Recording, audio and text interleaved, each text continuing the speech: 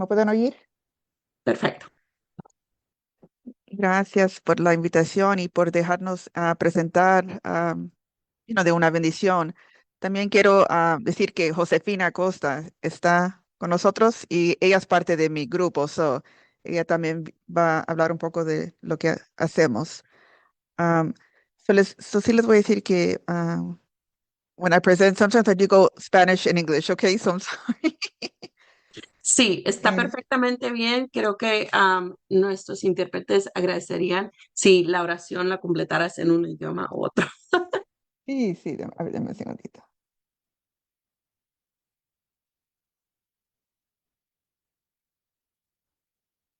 Me permiten un momentito.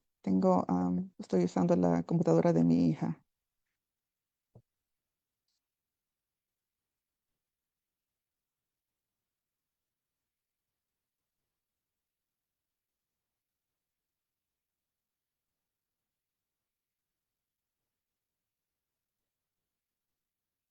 Ok. So, empecemos con una oración.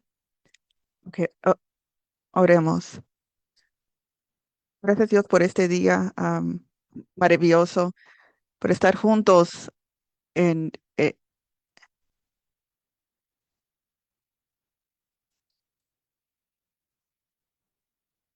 give me one second. I do have to turn that off.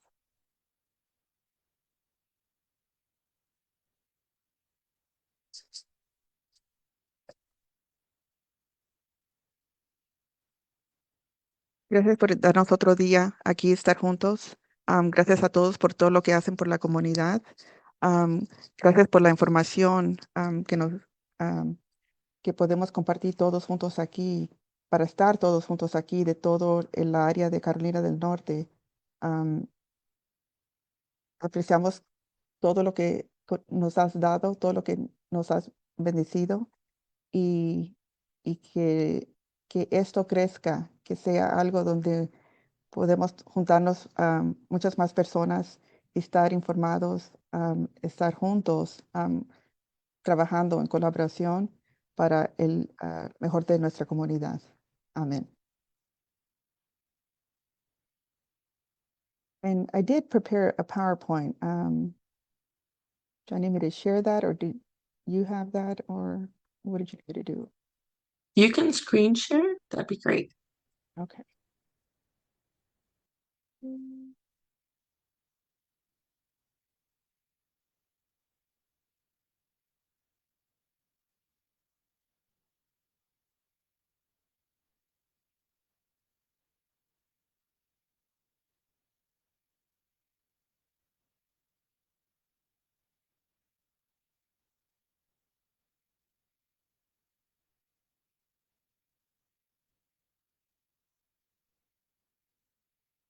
okay.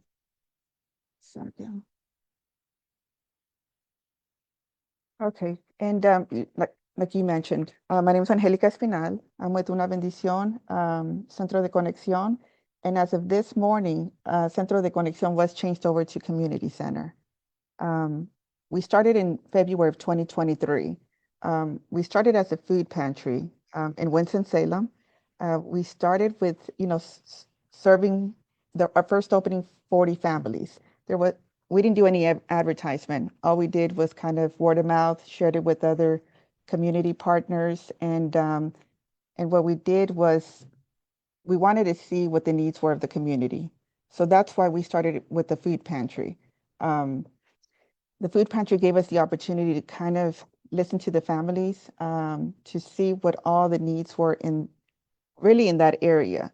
We're on the north side of Winston-Salem, which is an area that is, um, I'm going to say underserved, right? There's the food insecurity. There's a lot going on with the schools around there. And it was just a perfect place for us to kind of bring something to the community that will, could help them.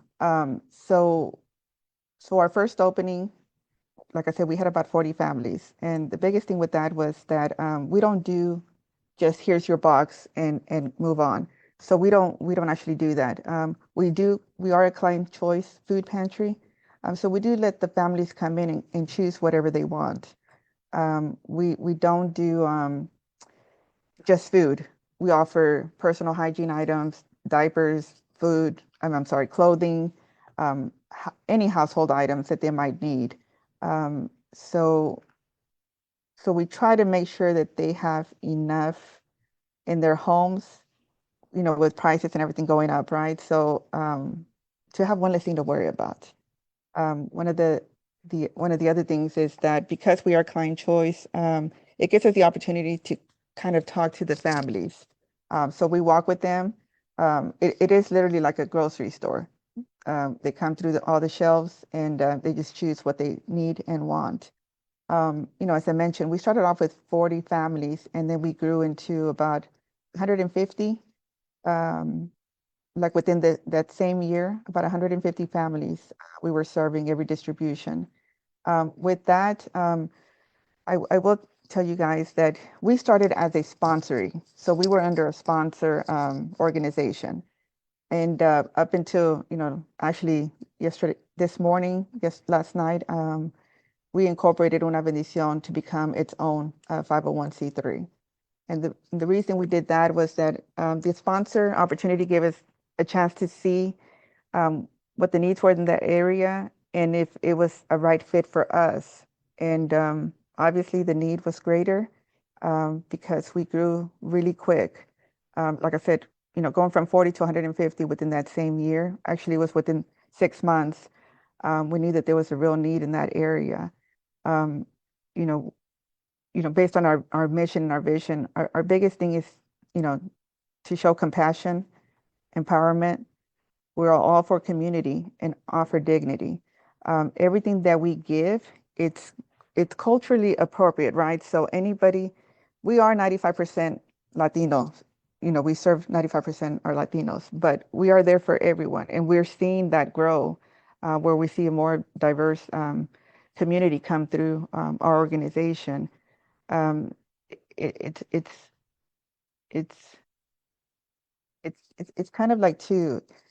It's kind of sad to see like so much need out there right now, especially 2025, right? On things that we feel that, we shouldn't have to be, struggling with. But it's also heartwarming to see that a lot of the community has come out and started serving with us and help, so those that have received the help are now coming back and serving with us and helping others that, have been in the same position. Um, as I mentioned, Una Bendición, we're a volunteer Latino-led organization that nobody gets a salary. I was able to get a support from one of the organizations that offer grants so that I can have an operations and communications manager, and that's because the need was growing. We were getting so many calls, so many emails, and I needed somebody in-house that could help us with that. But outside of that, we're all volunteers. We all have full-time jobs, and Una Bendición is full-time. We all work for other nonprofits, so they give us the opportunity to kind of work our full-time jobs and Una Bendición together because we are serving the same families that the other nonprofits are serving. Um, you know, as I mentioned, some of the services we include is, food and clothing, household essentials. We do health connections. We refer to the hospitals, to smaller clinics, those clinics that offer services at a low cost or no cost. We also offer other resources, support within the community. A lot of the families don't know what's available to them. And that's what we try to do. We try to fill in that hole of, okay, so what's needed, right? What is their needs? So we'll refer to clinics, hospitals that they're comfortable going to. Right now, as you mentioned, with the immigration situation that's going on, it's a little tough for our families to kind of just go anywhere. They actually want to go places where they feel safe. So we try to, we have a list of all the hospitals, all the clinics, and we try to share that information with our families. the hours, because those hours are random, and some of them open at 4 in the morning, and some of them late in the evening. So we try to provide those referrals to our families. One of the biggest things is community empowerment. We want to make sure that uh, our I'm going to say our people have a voice. So we are trying to help them also with like skill building opportunities, classes. I'm going to say unofficially, right? But we do have a lot of retired volunteers that come and help our families learn how to read and write. We have a lot of parents that are not able to read, and some of them don't know how to read and write. So we do help them with that. We offer a lot of volunteer opportunities. Our volunteers are pretty much all female. We have about 2, 3 males. So the ladies come from their jobs and are unloading a food truck that's about anywhere between 5 to 7,000 pounds every Wednesday. And that says a lot to me because they're getting off of work all dressed up on their heels, and they're coming to unload a truck. But that's who we are. We know the work has to be done, and it's an incredible team.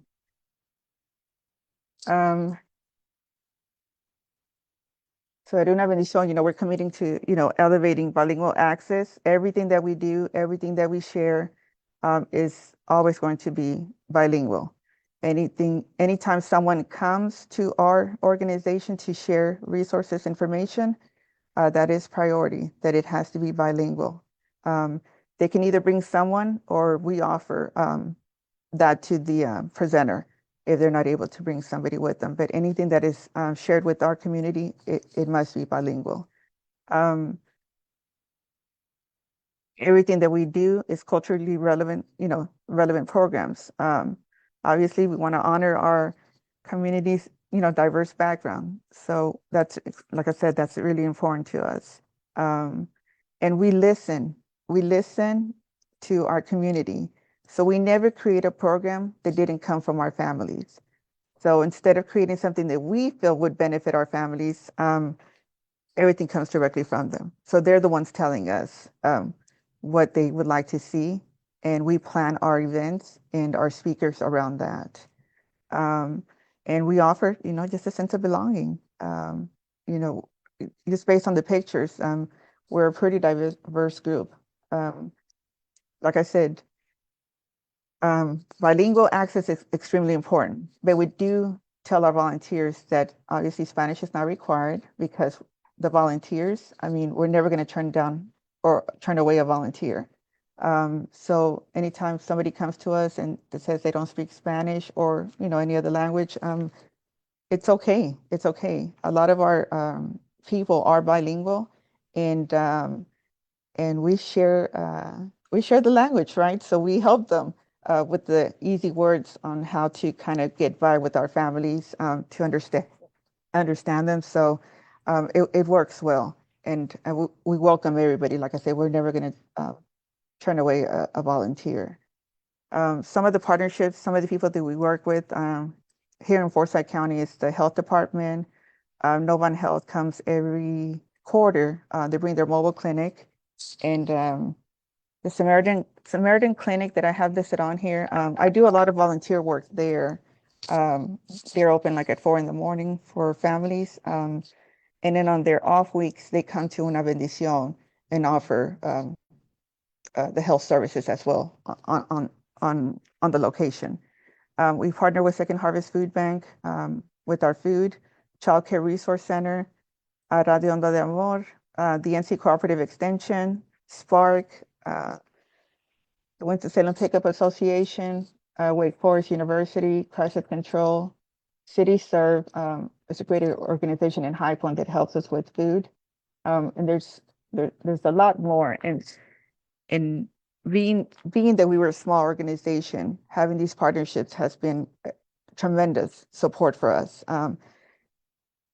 You can never do anything alone. So those partnerships, collaborations, and your volunteers, I mean, that's extremely important to us.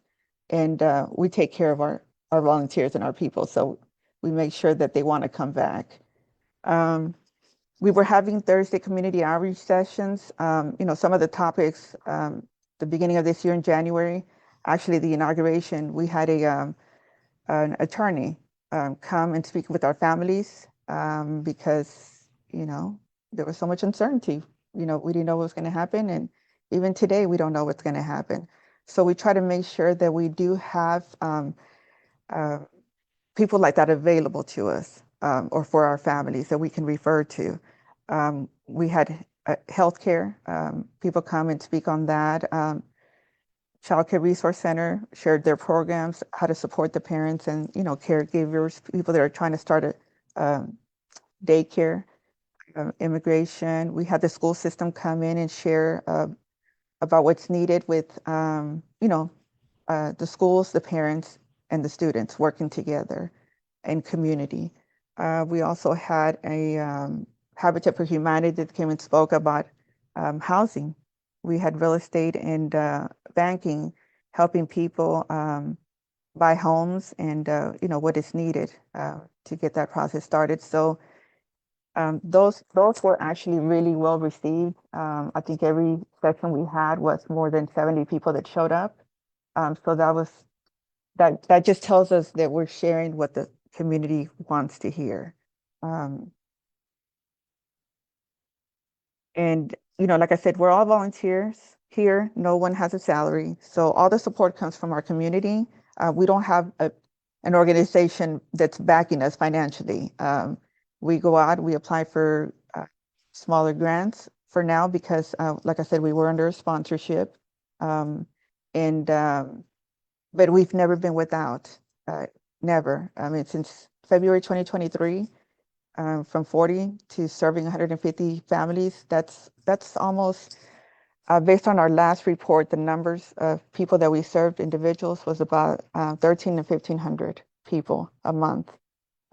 So with having no, funding, coming through, other than whatever the community volunteers out of our pockets, you know, we, we're blessed because, like I said, we don't go without.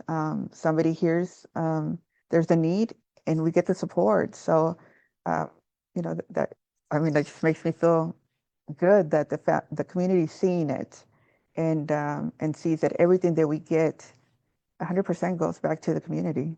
Um, and some of that's our volunteer opportunities. Like I said, we unload a truck every Wednesday, our distributions.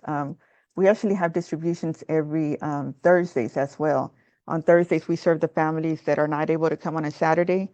And we serve a lot of the families that have children with disabilities because a Saturday, when we have all those families come through, is too much for a lot of those parents with the kids. So we let them come during the week to pick up food or whatever they need. And we also get referrals from both hospitals here, Atrium Health and Novant. A lot of the community workers come and pick up food and other stuff that they need for their families. So that we schedule that during the week uh, for everyone. So our schedule is pretty flexible. Although, our biggest day of distribution is on a Saturday, our doors are always open. So if somebody calls us, we're not going to say no. We're always going to help them, and we also deliver by referrals. We've been making deliveries since we started, and that will continue, especially now that uh, more and more families are staying indoors. The scary thing on that, I will say, is that, immigration fear is not new, right? Immigration, that's always been there, but it's the way that it's being handled today that's scary I mean, even for myself, and for my children. So because of that, we're trying to see what else we're able to do for those families that are just not, wanting to come out. Um, I'm going to let Josefina speak on something right after this, because she's introduced a really great program at Una Bendición. But I did want to share with you guys that So, like I said, this morning, we incorporated Una Bendición. That's why I had to change the name from Centro de Conexión to Community Center. And we will actually be moving to a new building. Another nonprofit closed, and they offered us their building, which can accommodate all the families that come through our doors. So it's a bigger space, and it's just exciting times coming for Una Bendición, and I'm excited about that. It's all blessings, I will say. So with our regular programming that we're doing, we're going to expand our well care health care programs, afternoon tutoring for all so families of all ages, so school age kids, but also the parents. We're going to launch. We're partnering with the organization to do GED classes, and they can get certified. We're also partnering with another organization that's going to do DMV test prep to help some people passing the test.